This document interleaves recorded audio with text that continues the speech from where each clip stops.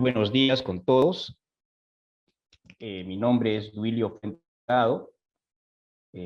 Pertenezco al Instituto Nacional de Salud. Soy médico internista con grado en bioética. Y en esta mañana vamos a presentar el tema proceso de consentimiento informado. Hemos dividido el tema en tres partes. Uno, a modo de introducción, el consentimiento informado como proceso, y hablaremos algo sobre la normativa nacional. Cuando hablamos de consentimiento informado, ciertamente hay algunos mitos que vamos a tratar durante la charla a desmitificarlos. Uno de ellos es de que todo el mundo dice que la ética y la investigación comienza y termina con el consentimiento informado. Craso error. Es una parte de la evaluación ética en un proyecto de investigación, pero no lo es todo. Entonces, al hablar de consentimiento informado, nos tenemos que ir hacia el Tratado Hipocrático, el libro sobre la decencia, donde decía, el médico debe estar muy pendiente de sí mismo sin exhibir demasiado su persona, ni dar a los profanos más explicaciones que la estrictamente necesaria. Entonces, como ven, ciertamente esa parte en la que todos los médicos hacemos el juramento hipocrático de la relación vertical entre médico y paciente ha ido cambiando con el tiempo. Pero nos vemos con un libro, por ejemplo, de Bouchan y Fayden, donde desde el año más o menos 86, ellos decían, todo ha cambiado y nada ha cambiado. Y esto, si lo vemos en nuestros días, ciertamente vemos que todavía hay ese paternalismo, ese modelo tradicional en la relación clínica, en la que la parte de beneficencia paternalista y el modelo patriarcal del médico y del equipo de salud con el paciente aún subsiste. Y le dan un tamiz de ese paternalismo, el formulario de consentimiento informado, como que queda solo en el papel. Entonces, uno de los mitos que tenemos que ver también es de que el consentimiento informado dicen que es un invento caprichoso y arbitrario de los abogados, jueces, legisladores, ¿no? Y si vamos más allá, de los trabajadores de la salud, ¿no? Y extraño a los deberes morales de la persona, en este caso de los participantes en investigación. Entonces, dentro de este contexto, el consentimiento informado ¿es un imperativo moral o es un resguardo judicial? Entonces, vamos durante el transcurso de la ponencia a ver esto. Y esto es muy importante dentro de este contexto.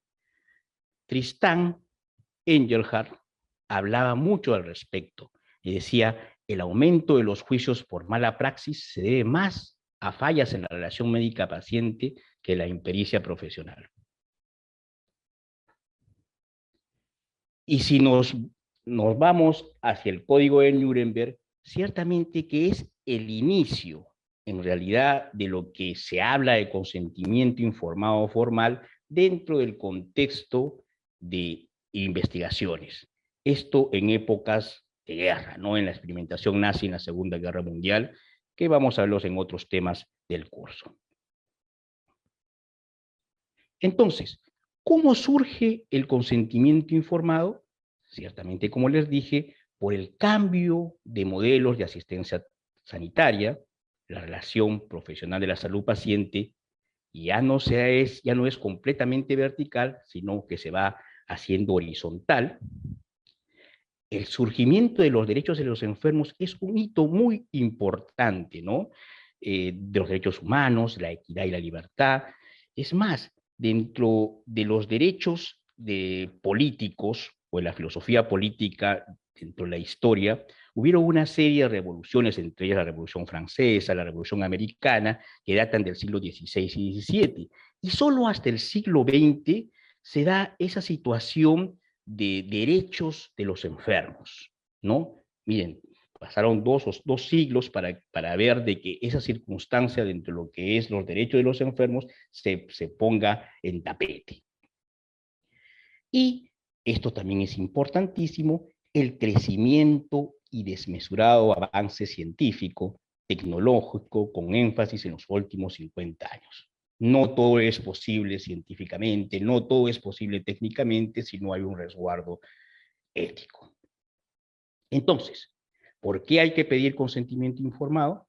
Ciertamente está bajo el principio de autonomía, promover la autonomía de los individuos y el respeto de las personas. Pero solo eso, yo creo de que tenemos que hablar de consentimiento informado más allá de la autonomía del paciente, más allá del aporte de valores y preferencias y creencias de los investigados o de los participantes en investigación, sino había que hablar del principio de no maleficencia, de no hacer daño, porque ciertamente si hablamos de la medicina basada en evidencias, existen muchas circunstancias en las que tenemos que basarnos a ellas para no hacer daño. Otro, la parte equitativa, la eficiencia al respecto de cualquier situación que queremos tener dentro del contexto de investigación y dentro del contexto clínico, y el ser beneficiente, o sea, los conocimientos y las competencias científicas, técnicas del médico o el personal de salud que investiga. Entonces, no nos quedamos solo con autonomía, sino vamos más allá de la autonomía. También se sirve para implementar las buenas prácticas clínicas, es muy cierto eso, para promover ese ejercicio de ciudadanía tan venida menos en nuestro país, de evitar cualquier situación de fraude y coacción, y como parte de la gestión de la calidad. También para disminuir recelos y aliviar temores. Entonces, el consentimiento como un proceso hay que verlo con diferentes fases. Como su nombre lo indica, son diferentes procedimientos, diferentes procesos para llegar a lo que mucha gente cree que solo es el formulario firmado. Hay un proceso de diálogo, hay una parte de voluntariedad, hay una parte de información, de la capacidad, el resultado que va más allá de todo esto y un registro. Entonces, vamos a desmenuzar cada uno de estos ítems. Dentro del proceso, el consentimiento como proceso, este es no solo un evento aislado previo a una intervención. O sea, como les decía y recalco, no solo es el documento firmado por el investigado y el investigador. Hay un tema de comunicación, hay un tema de lenguaje, de deliberación y de prudencia.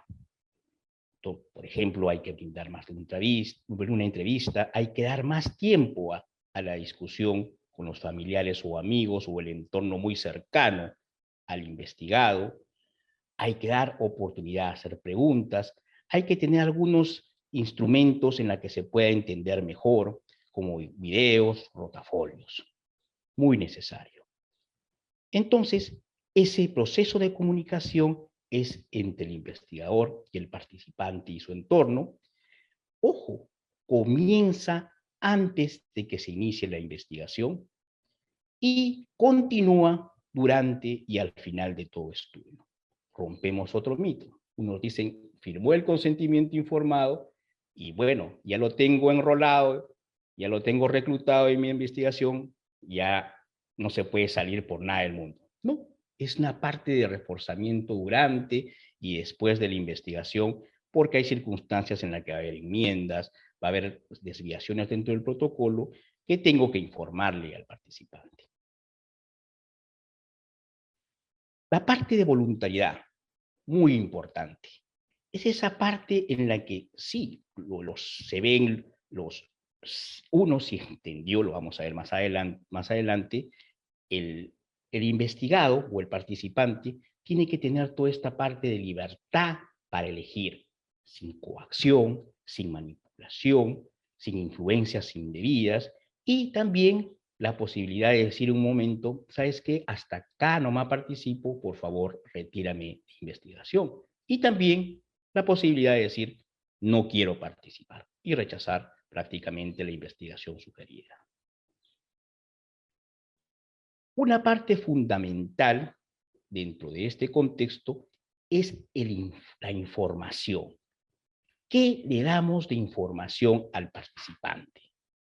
¿No? Tiene que ser una información verdadera de toda la parte clínica que va entrando en el contexto de la investigación, tiene que ser comprensible, suficiente, adecuada a las necesidades, al contexto social, económico y cultural, que básicamente le ayude a decidir y simplemente esto que es fundamental, la parte verbal.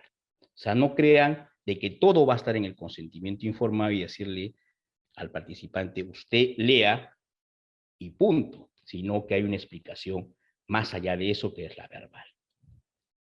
¿Cuánta información es necesaria? Hay diferentes estándares. Si nos ceñimos solo al estándar profesional, simplemente el investigado o el participante no va a entender nada, porque es un lenguaje muy técnico dentro del contexto de salud, ¿no? Que solo lo entienden los médicos o los profesionales de la salud. Hay un estándar razonable que está entre ese profesional y el individual, que es el más adecuado, ver en sí una persona razonable dentro del contexto de que podría saber o lo que podría alcanzar a saber. Y muy importante cuando se da principalmente en poblaciones vulnerables, el estándar individual.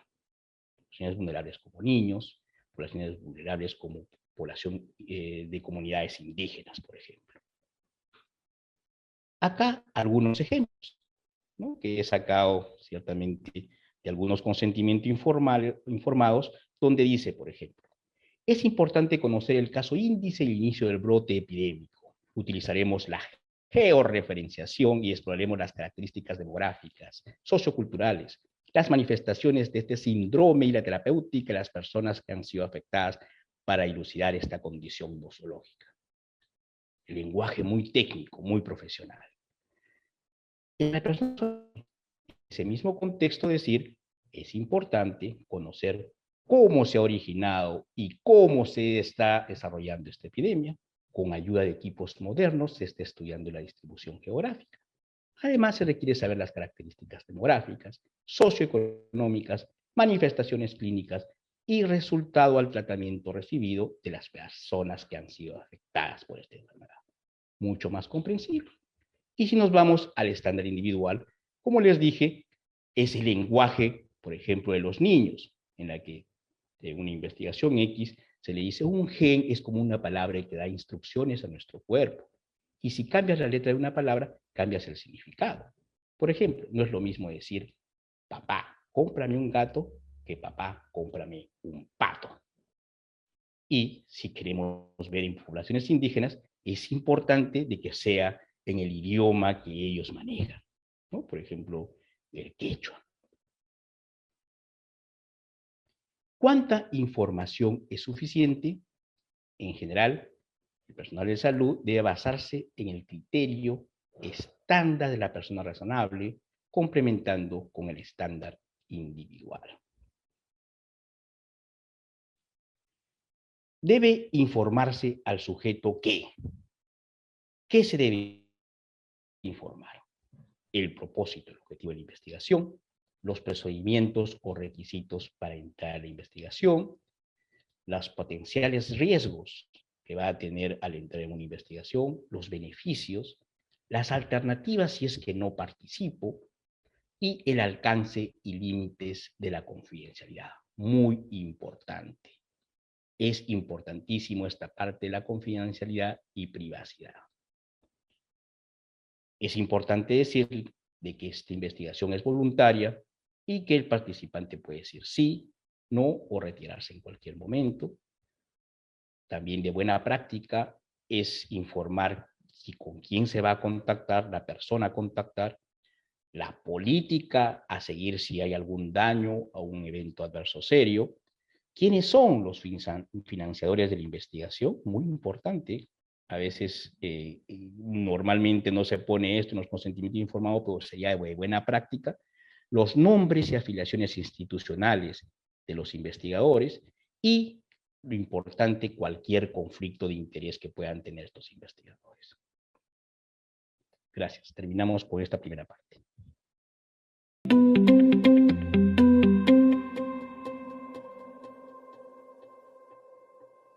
Bicentenario del Perú, 2024. Compunche Perú, Gobierno del Perú.